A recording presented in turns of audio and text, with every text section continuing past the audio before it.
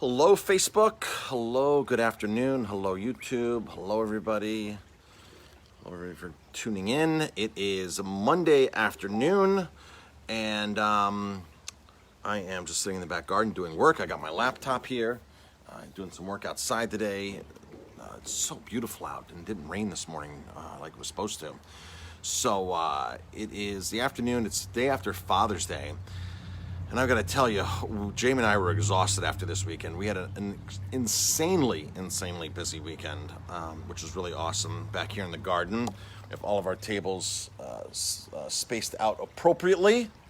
So, and we were serving on the street. So the village closes the streets off Friday, Saturday, Sundays from 4 to 9. So we put more tables out there. We put tents up out there. We have our sidewalk dining. We have back here. And it was just like yesterday, Father's Day. We sold, I think, almost close to 130 lobster bakes between Friday, Saturday, and Sunday. If I could have bought another 50 lobsters, I probably could have sold another 50 lobsters. I didn't think we'd sell that many. People are now, the buzz is our lobster bake. So we're doing our lobster bake every single Friday, Saturday, and Sunday. $25. I usually cook it outside on the street. When they close the streets off. So I set up out there my burners. I got the lobsters and the clams on ice, and you walk up and I cook it for you. It's really awesome. And we also have our frozen drink machine out there that's making Negronis and Frosé wine. So thank you everybody who supported us this weekend. We really appreciated it. We're rocking and rolling. Jamie and I are literally did not want to get out of bed this morning when we sat down last night. Had a glass of wine, and this morning I was like, oh my gosh. I ended up getting up early, though, and going on my bike ride and getting some sun, and I've been working ever since, and now I'm back in the back patio. There is the waterfall back there that I built, the pond and the waterfall that I built a couple weeks ago. Everybody keeps asking me if I built it. Yes, I built it. I watched a couple YouTube videos. I wasn't really sure what I was doing to begin with. I mean, I know the concept. You fill some kind of pond, some kind of trough. You fill some kind of trough, and you get a pump at Lowe's or Home Depot or wherever, and you put this in there, and you circulate water, you put a hose to it, and you build a waterfall, and you build it up. And I'd watched a couple of videos. Jamie went on Pinterest and got some ideas, and she goes, I want something that looks like this. So I watched a couple of videos, and out came that piece 3 days later. So we hope everybody had a great Father's Day weekend. Most of my morning today, or most of my day right now, has been placing orders. Jamie and I are going through an insane amount of disposables because we're not allowed to use real plates. The concept behind not using real plates at restaurants, because you're going to restaurants right now and you're not getting real things. You're not supposed to be. And the reason for that here's the reason. Because if I were to drop off a plate to you, and you eat your steak, you eat your pizza, and you have that plate in your possession, and you suck this fork or the spoon to your mouth, and you put it back into the soup bowl, and it's supposed to be spreading germs to your plates. Then what happens when one of the servers or bus people come by, they pick up your plates, and then germs transfer from your mouth to your spoon, to the bowl, to their hands, to them, and that's how you spread stuff, right? Even though they've come, I think they've had a lot of statements that that's not spread through surfaces, through airborne. So that is the reason why restaurants are not allowed to have plates, because they want you, the guest, to throw out your own food. That's what they want. That's the ideal situation right now. You throw out your own food, you touch your own stuff. We don't touch it after we drop it off to you, and that's it. That's not really the reality in a lot of restaurants. We're still cleaning up tables and things like that. But we do have garbages all over the place if you wanted to do that. So, because we're going through an insane amount of disposables, plastic forks, they're not plastic, but they're biodegradable, to-go containers. I literally placed an order today for probably $450 worth of disposables. It's getting time for me to buy more plasticware, more forks, more cutlery. And I'm online this morning looking up to buy more of our biodegradable forks, spoons, and knives. And our regular supplier is out of them, is out of our regular Made in America biodegradable brand. That we usually buy. They don't have them in stock right now. But they did have Chinese-made biodegradable or American-made non-biodegradable. So I'm like, oh my gosh, now I have a dilemma. I still have a few more days till I really need to order forks, knives, and stuff. We've gone through 2 cases already of each. We will be going through 2 cases since we're allowed to do outdoor dining now. So I have probably the end of the week. I probably have enough till get me through to another week, and I'm hoping that they'll get the American-made biodegradables back in stock. So this was the dilemma I was facing this one. Like, what do I do? If I had to buy, what do I do? Do I buy Chinese-made biodegradable or American-made non-biodegradable? That was the dilemma I was facing in my ordering today. And I still have another week, so I'm going to hold off, and hopefully we'll be able to get the American-made and American and biodegradable all in one shot. We typically try to buy American-made to go boxes and pizza boxes and things like that. They do significantly cost much more. It's about a 25% increase for American made. So if you're buying American made biodegradable versus Chinese made biodegradable, you are you're going to pay 25% more. If you're buying American non-biodegradable and Chinese non-biodegradable, it's usually 25% more. So Cheryl's saying American made. I'm a huge fan of American made, so here's the dilemma. If I had to order these today, Cheryl, if I had to place an order today, which I don't have to, if I had to order more forks, spoons, and knives, do I buy something that's going to protect the environment, hopefully, and support a Chinese producer, or do I buy something that's American that's not going to support the environment? That's a dilemma, and I'm not facing that dilemma right now. I won't have to, hopefully, not make that decision, and next week they'll have our regular ones back in stock. But that is the dilemma that I would have next week if it was the same situation. Like, what do I buy? I'm all for American jobs, and we always buy American products, and we're very strict about buying a lot of things that are made in America versus China or Taiwan or any of these Bangladesh or any of these other countries. A lot of really cheap restaurant ware now comes out of these countries, and it's very enticing to buy them. So for restaurateurs, because you save money. We've always been kind of strict on that kind of stuff. We're strict on that stuff where we'd rather pay more. And we've done that for to-go containers for years. We've always bought the 20. We've already paid 25% more. We've always paid 25% more. Protect the environment, right? So protect the environment. So if I had to make that purchase today, knowing that it was a one-time purchase, I would probably buy the stuff that would protect the environment, knowing that I could go back to the American-made product after that order. If I had to make that decision today, but I don't have to, so I'm not being put in that. I still have one or two other suppliers that I could call that probably can get my American-made and American biodegradable. I have just not called those sources yet. And again, I'm not in that situation, but if it was next week, I'd probably be making those phone calls and finding out. But it was just like, I was just saying to myself, man, that's a dilemma to put myself into. You know, I'm preaching American jobs. We've always done that. We always buy that. We always produce, support it the best that we can. Now all of a sudden, I may not be buying that. So we'll worry about that next week. So we are open tonight. It is Monday night. We are open tonight. We're open Tuesday. We're closed on Wednesdays. Wednesdays are day closed. Jamie and I are toying around with the idea of maybe closing Tuesdays as well. Years ago, our first 5 years in business, we were closed Monday, Tuesdays. Jamie and I had two full days that the restaurant was not open. And then we opened up for a sixth day, and then we opened up for a seventh day. We were open 7 days for 7-8 years. We were open for a solid 7 days year round. And we're at the point now, Jamie and I, where we've been working so hard, and staff is so... It's a challenge to get high quality staff, a big challenge to get staff. So, Jamie and I are thinking that maybe just closing Tuesdays and Wednesdays, and us taking 2 days off. It's nothing we've set in stone yet, but we're talking about it. And oh boy, I tell you, it would be nice to just have 2 days. And even on our days off, we still work because we're still here. A day off for us is normally getting out of here by noon, going around the Hudson Valley, stopping at a winery, going whatever, and going to dinner somewhere. That's typically a day off for us. But we'd like to at least, whenever we can get away for the night, Jamie and I always try to get away for the night. Because getting away for the night, we love going to Nyack.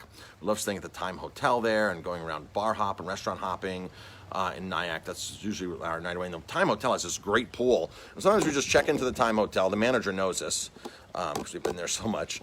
And they usually upgrade us to one of the suites, one of the balcony suites when he sees us there. And I have his cell phone number too. I text him and say we're coming. And he usually takes care of us, bottle of wine and all that kind of stuff. And we just love sitting out at the pool at the Time Hotel and just relaxing, and then jumping into town for dinner at a couple different places. So, but if we had 2 full days off, we could probably do much more of that and have a better quality of life. this summer, and that's just because we just can't get the staff that we're looking for. We have fantastic staff. Michelle in the kitchen is awesome. Everybody knows Cody and Patrick out on the floor. Courtney and Justin work for us, our kids. Courtney works another full-time job at a vet office in Rock Hill. Justin's playing baseball like crazy, and really baseball is his job. That's what he's going to college for. He got a full-ride scholarship to Canisius Division I, and now he's starting his collegiate league this summer for baseball. So Justin has a very hectic schedule. Courtney works a lot as well.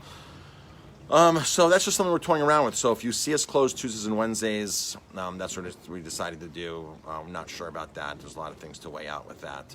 And the easiest thing is to be open 7 days, because then nobody's ever confused. We're just always open, which would be the easiest thing for us to do. But again, just right now, finding staff is an issue. So we put out an email the other day. If you know anybody that's looking for a job, we're giving out gift card bonuses. If you recommend somebody to us that comes in, works with us for 6 months, we'll give you $250 gift card. If you just recommend somebody that comes through and goes through the interview process, we'll give you a $25 gift card just for recommending them. Sean says you both deserve 2 days off. We do, Sean. And if we had more staff, like I said, we could easily get away and not have to worry about the restaurant. But it's just right now, it's not having enough of the right staff to do that. So that's the issue with that. This whole COVID thing has really taught Jamie and I a lot about slowing down a little bit, not offering as much, not getting so uptight or upset when we don't have certain things in stock. Because Jamie and I were like people were like, oh my gosh, we're out of this. We have to order. We have to find out how we're going to get it. We have to do this. We have to do that. We have to be open for this. And now it's just, you know what? Things have changed. Expectations have changed. The reality has changed. It's a whole new business front. The idea is to run a profitable restaurant and have a quality of life. So as long as we're making everything rock and roll financially, I don't mind taking 2 days off at all. And so in the past we weren't like that. We always wanted to do more and more and more and more and more. So we'll see what happens. If we can get some staff in here pretty quickly and trained, then we can easily take off. We can open 7 days easily and have the 2 days off still. But I don't know if anybody else is in business or anybody else is in charge of hiring employees. It's a major challenge right now to get people to not. It's not everybody, and it's not just one specific generation. We've seen a lot of different generations of people that come in, and we've seen 55-year-olds act like 21-year-olds. So it's I don't know if it's a generational thing anymore. It's just a lot of people just don't want to work that hard, including Jamie and I. So even though we work the hardest, so that's no problem because we own the place. But I would never expect somebody to work as hard as me because I do own the place, and it's hard to pay somebody $15 an hour to care as much as we do. We own the place, so. But we have to constantly follow up, constantly train, constantly hold them to our standards of what we expect to go on the plates and to go in service and things like that. So that's it. So if you know anybody, just have them send us an email at info@aromatimebistro.com. Make sure they mention you referred them so we can give you a $25 bonus for them following through in an interview. The reason why I say following through in an interview is because a lot of times we get applicants who will make an interview, will contact us once and we never ever hear from them again. We'll set the interview up and we never ever hear from them again. And I changed my I handled these as of 3 years ago because we would literally get 50 to 70% no-shows. 50% would be great to have 1 out of 2 show up. But I remember sitting here days and having 4, 5, 6 people lined up for interviews, and 1 out of 6 would show up. Sometimes 2 out of 6 would show up. So I rectified that by getting their phone number and text messaging them the address, our phone number, my name. And the morning of, I shoot them another text message. Good morning, John. It's Marcus from Aroma Time. Just confirming that we have a 10 a.m. interview today. See you then. Any questions, call me. And that one step right there, that text message the day of their interview, because they would set it the day before, 3 days before, that one simple thing, they would either message you back and say, sorry, I can't come today, or yes, be there.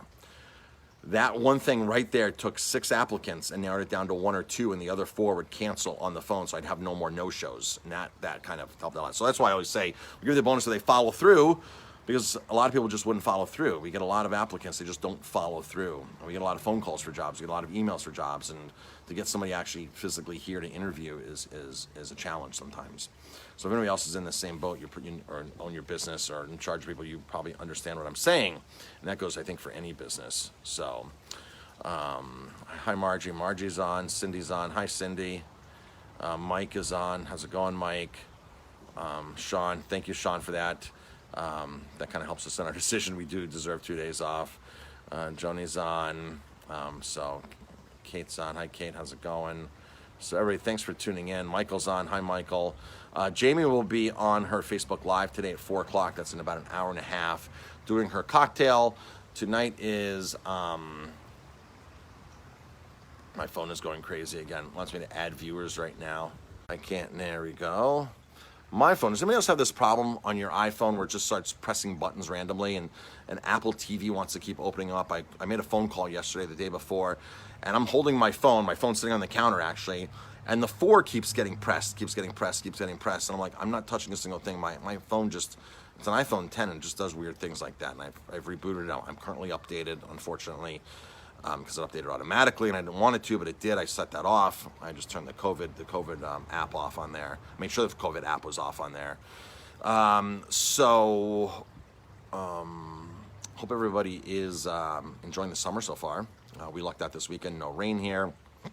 We had threatening thunderstorms and lightning on the mountain on Saturday night about 8:15. A couple bolts of lightning went through. Thunder came through. The sky turned dark, and then all of a sudden the rainbow came out and it went right past us. So on the weekends, if you're just tuning in, on the weekends, we set up in the street. The village of Elmville blocks off the street from each block, and the village has talked about making that larger, and they just can't seem to do it because of DOT regulations, and they're pushing their luck to begin with. And in the very beginning, they didn't. I don't know if they do anymore. They didn't have permission from the DOT to actually do it. They just did it. Because the DOT is inundated right now with all kinds of requests from other municipalities to do the same exact thing. So they were going to do it anyway, regardless if they got DOT approval in time or not. I'm not sure what happened with that, but they closed off the streets, and it was a hard thing to do, to close off 2 blocks, because you need emergency access, and so you need a bunch of things. You have to comply to a bunch of things. So that just wasn't, I guess it wasn't feasible for them to go up the next block or half up the next block. So it would be a little more complicated. I'm especially running this, trying to keep on a budget and manpower and things like that. I guess it's a little. I guess there's a lot of different things. I'm not the one in charge of that. We just set our tables out there, and so do several other restaurants. All the restaurants that are up the block, like Smoke and Mo's, I think soon to be Sammy Brown's will be opening. The gift shop up there, the French place. All those stores and restaurants have been encouraged to come set tables up, even come set up and cook. Even Smoke and Mo's has been encouraged to bring their smoker in, their trailer, and serve off of there. That they would close off a part in the parking lot, because the parking lot's not open over there. You can't open it. So they've all been invited down to join the party, so they're not left out. And I think it would be great if more restaurants did come in and join the party, because the streets are rocking and rolling here on the weekends. They are really, really jamming. It's an awesome atmosphere out there. There's live music. Albie played this weekend. Brian Gordon played this weekend. So it was really awesome. And I'm being told 2 different conflicting things right now. I'm being told that I can't hire a band and put a band back here right now in this phase, because arts and entertainment is phase 4, which we're only going into phase 3 next time. Phase 4 is arts and entertainment, and musicians are entertainment. I'm being told that I can't. But then I guess there was an article in the Times Herald Record saying that if music is part of your venue and you're open now, you can have music, as long as you're socially distanced and you keep your tables. So I'm being told 2 different things. Now, somebody told me, actually an attorney told me the other night, Marcus, you've got to see this article in the Times Herald Record. You can have a musician right now in your backyard playing. It's totally legal. And I was told by our liquor authority advisor not to, because you're not supposed to. And I was told by the Restaurant Association that you're not supposed to. The New York State Restaurant Association said, do not hire musicians right now. Do not have a musician in your place. It promotes a gathering. But then all of a sudden this article came out, and lots of places are doing music still. So I'm not, the problem is all this was thrown on us, these new mandates and legal things all thrown on us, and I don't think that they even know how to enforce or what to enforce or how to even interpret some of these mandates in phases. So I think that's part of the problem too, is the interpretation. So, and I guess it all depends upon the law enforcement agency that wants to interpret and enforce certain things. I know Governor Cuomo wanted to crack down and told the liquor authority to be on high alert of restaurants that are breaking the law and take their license away from them right away so they can't do business, and and this and that. So I heard that came down. So we're always trying to be cautious anyway, because the liquor authority is the last people that we want to come visit us. The liquor authority and the labor board are the last two. Health department's no problem. They love us. We love them. But when the labor board comes in and the liquor authority come in, you don't want them to come in. So we try to stay very in the lines there of all that. So make sure we don't have any problems. All right, folks, we open at 5 o'clock tonight. Our IPA 4-packs are here.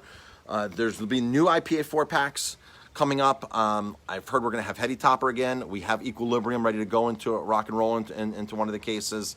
So that's all good. They've been selling like crazy, our IPA 4-packs. It's 4 awesome IPAs every week. They're $19.99 plus taxes, like $21.60, something like that. 4 IPAs, they're 16-ounce cans. You walk in, take them home, drink one here, drink 2 here, whatever you want to do. They're here, they're awesome. They're really awesome beers. So we're going to try to hold that price for a while. We dropped a lot of prices on our keg beers to come down because we want to move more volume. And on the weekends, a lot of people are coming to us because you can drink on the streets now in Ellenville, Friday, Saturdays, and Sundays. The village of Ellenville is not enforcing the open container law. They've waived that law, so you can actually hop into the restaurants, grab a drink, and walk up and down the streets with your drink in your hand and consume it. So that is allowed here in Ellenville. So we sold a lot of beer this weekend, people walking in and doing just that. So, all right, folks, thanks for tuning in. I appreciate it. You'll catch Jamie in an hour and a half for her Facebook Live, Happy Hour Live with Jamie, every day, Monday through Friday, and sometimes not on Wednesdays. All right, folks, talk to you later, and have a great day.